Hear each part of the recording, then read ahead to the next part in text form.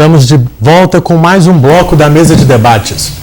Todos os anos, as chuvas são responsáveis por desabamentos, enchentes e mortes.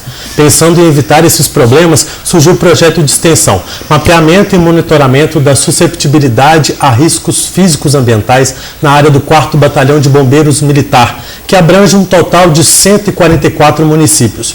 Esse projeto é uma parceria entre as faculdades de Engenharia e do Instituto de Ciências Exatas da UFJF com o Corpo de Bombeiros. Bom, antes da gente entrar nesse assunto, eu quero apresentar uns dados da Defesa Civil em relação ao período de chuvas de 2016 e 2017, aqui em Minas Gerais. Foram 13 mortes, 2 desaparecimentos, o que pode aumentar o número de mortes ainda, né?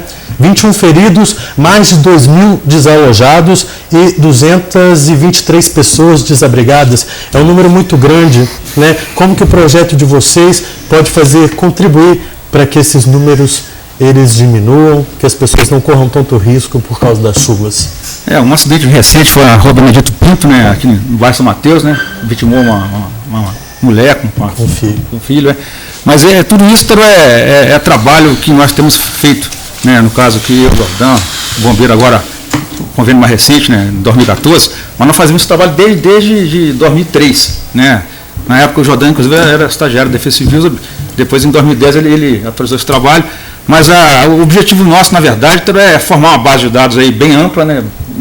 São 144 municípios, né? Com informações do que o Corpo de Bombeiros, no caso, que seria o órgão legalmente habilitado para tomar essas decisões, pudesse utilizar, né, essa informação para poder tomar a providência. Né? No caso legal, não podemos chegar numa área dessa e falar para o cara sair dessa área porque não temos essa habilitação.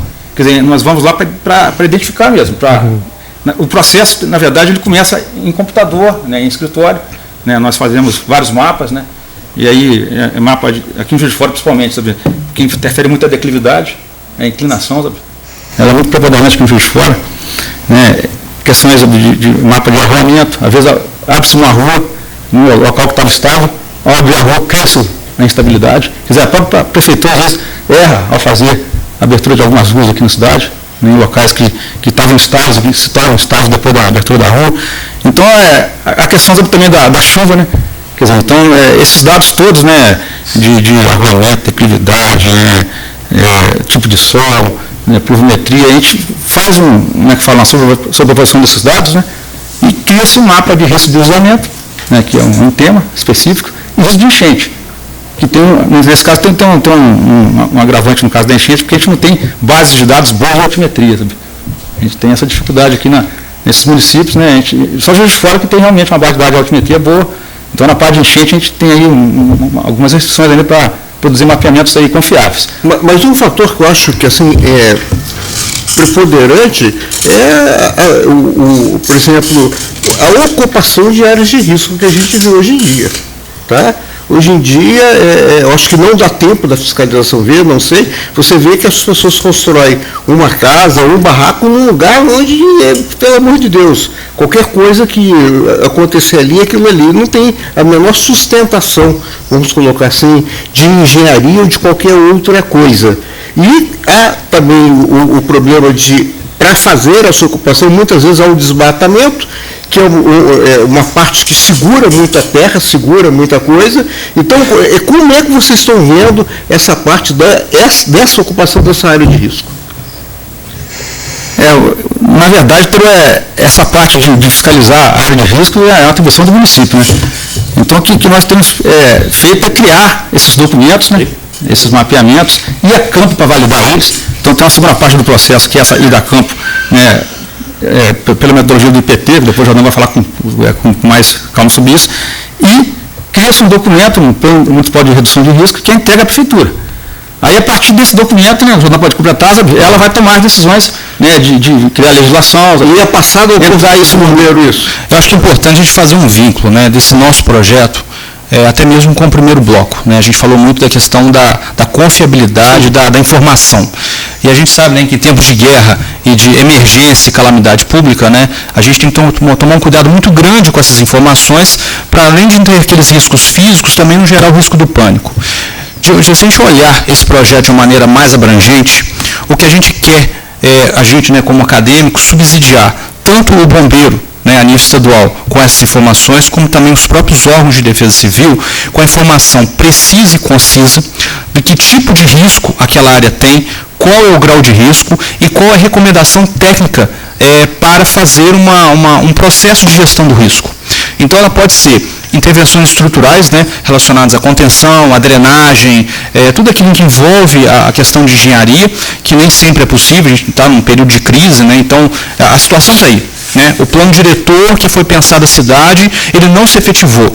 Então, aquela senhora não tinha condição financeira para comprar um lote em melhores condições, muitas vezes ela ocupou uma área, seja ela particular ou pública, e ela está hoje numa condição de risco. Então, esse é o nosso cenário.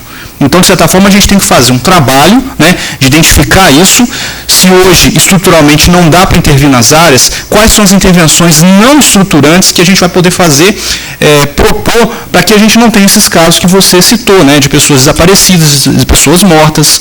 Juiz de Fora, até 2012, nós tínhamos 76 áreas de risco. Então, na primeira contagem que foi feita, dava em torno de 35 mil pessoas que moram em determinadas situações. Então, nós vamos fazer o quê? Nós vamos tirar todo mundo dessas áreas de risco? Eu gostaria, professor, de parabenizar essa parceria, né, da Faculdade de Engenharia, o Instituto de Ciências Exatas com o bombeiro. Isso é muito importante, porque nós estamos falando aqui de vidas humanas e patrimônio. Exato. Então, é uma coisa muito importante. Eu falei a importância da Universidade Federal de Juiz de Fora. Nós temos que agradecer ao Juscelino Kubitschek, porque hoje a importância do trabalho que vocês estão realizando é um trabalho importante. Mas agora o que eu queria dizer para vocês, que vocês estão fazendo um serviço técnico, científico, para formar dados para a Prefeitura, para a Defesa Civil. Isso também, eu quero saber que todo ano nós temos um período chuvoso. Vocês estão fazendo agora, e esse trabalho que vocês estão fazendo agora, daqui a um ano, no próximo ano já vai ser diferente, porque já mudou a realidade. A densidade populacional, né, já mudou, a questão de arborização, a questão de tudo. Então, é um trabalho que eu acho que deve ser feito permanentemente, porque a situação muda, de ano para ano muda.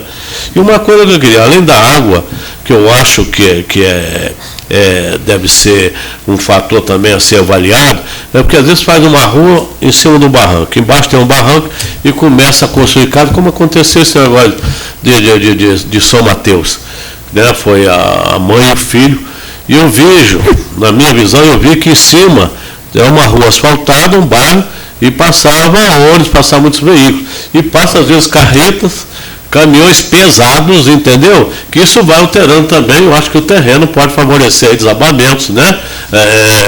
Essas questões todas. Se essa também é questão de vibração, de trânsito, de veículos pesados, também foi levada em consideração nesse estudo que vocês realizaram.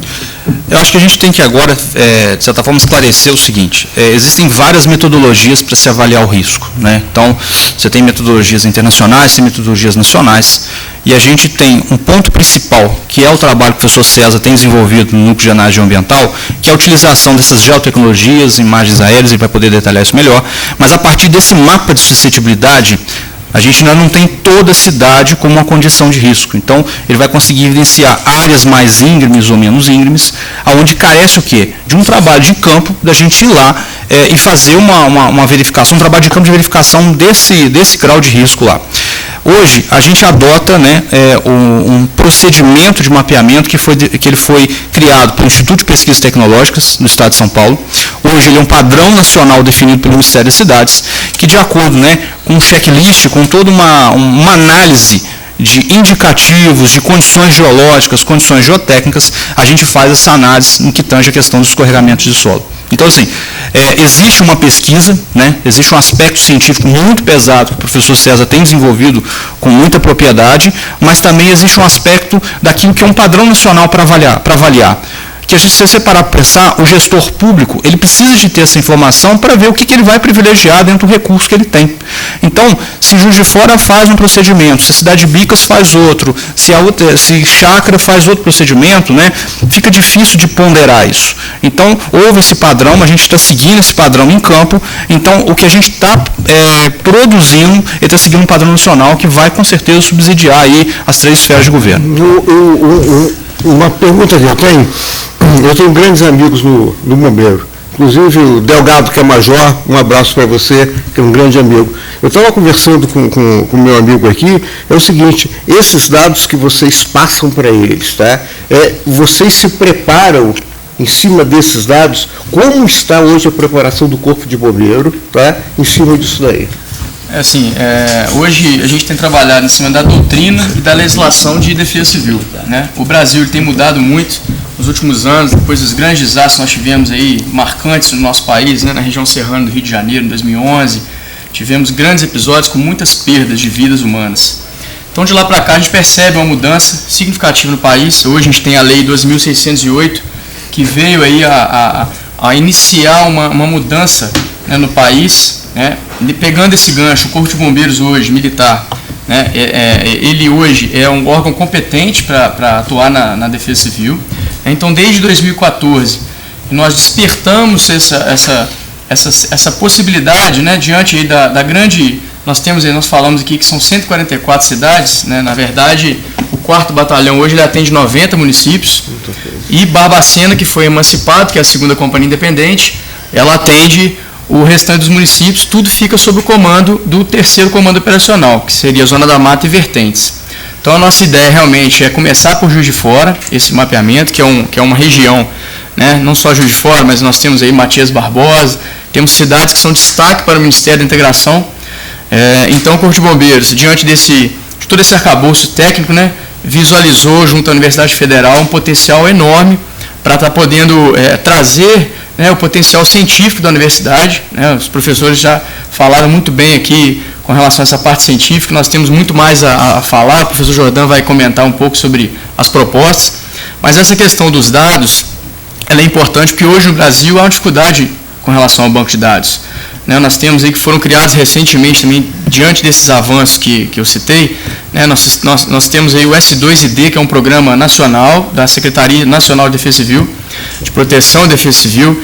Então, iniciou-se um processo, né, junto aí à Universidade Federal de Santa Catarina. Então, a gente percebe também que o próprio governo federal ele se aliou às universidades. Né, nós temos o sul do país com um grande despertar de conhecimento, de avanços realmente significativos com relação à proteção e defesa civil no país, e a gente tem essa falha realmente no banco de dados. Hoje a gente tem pouco o que buscar no banco de dados científico, e é isso que nós estamos tentando fazer, de uma forma sólida, de uma forma a dar continuidade nesse trabalho, né, que não seja do capitão Cozendei, que não seja do professor Jordão, do professor César, que seja algo contínuo, né, para que não haja mudança aí das autoridades no futuro e esse banco de dados se perca, como a gente tem hoje uma ausência desse banco de dados no Brasil. Então esse banco de dados vai ser gerado e ele inclusive vai ter um potencial para a comunidade conhecer, né, a comunidade vai ter acesso a esse banco de dados, porque não adianta nada a gente manter esses dados conosco, dentro da corporação, dentro da Universidade Federal, se a gente não divulga isso. Né? Então um dos braços desse projeto realmente é a capacitação da comunidade. Né, a gente trabalhar esse mapeamento, né, registrar isso e levar isso para a comunidade. Porque hoje a defesa civil ela é dividida em duas grandes fases, que seria a gestão de riscos de desastres e a gestão de desastres. Vamos esperar para você entrar nessa discussão. Vamos para o próximo bloco. Tá? Tudo bem. Se a gente deixar, a gente vai conversando aqui. A gente já volta.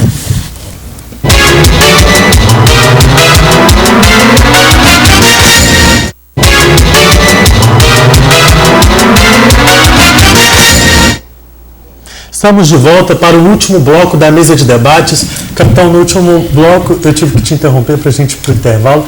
Pode concluir seu raciocínio. O que eu ia dizendo que todo esse aparato ele tem base e fundamento na doutrina de defesa civil, que hoje é dividido em dois grandes grupos, que é o de gestão de risco, que seria antes que o desastre aconteça. É nessa fase que a gente está atuando, né, porque a gente trabalha a preparação, a prevenção e a mitigação. E é de extrema importância que haja envolvimento com a comunidade e quem convive com um determinado risco. Como os professores citaram no início, nós não conseguimos ter 100% de sucesso na retirada dessas pessoas desses ambientes. Então, a gente tem que tentar incentivar que elas convivam com o risco e mitiguem esses riscos, né, aprendendo a conviver com ele na sua comunidade. De que forma? Existem várias formas específicas para a gente estar podendo dar várias ações. Né? O projeto ele tem esse fundamento em capacitar a comunidade em ações aí diversas. Nós temos vários braços que são fundamentais para isso, por exemplo, o tratamento da água, né? Esse é um fundamental apoio que a gente tem que buscar, o encanamento, saneamento básico daquela comunidade, a parte ambiental, né, que a gente tem, a parte de lixo, por exemplo, a gente tem uma preocupação muito grande de onde está sendo localizados esses lixos, né, depósito de lixo, rejeitos da construção civil e tantas outras formas que a comunidade pode estar lidando e pode estar buscando sim para evitar um desastre, né? Às vezes a gente não acha que não está jogando aquele entulho em determinado terreno, é sim uma possibilidade de estar tendo um sobrepeso maior no terreno e com futuros agravos, né? A gente pode ter uma parte mais técnica agora com os professores sobre isso, mas são várias formas que a gente tem de estar trabalhando a prevenção e a mitigação. Ô, capitão, eu queria dentro disso aqui, eu acho que é relevante, que tem muita gente, tem muita dúvida. É a questão da população ribeirinha e também do deslizamento de terra, as pessoas que moram num lugar acidentado.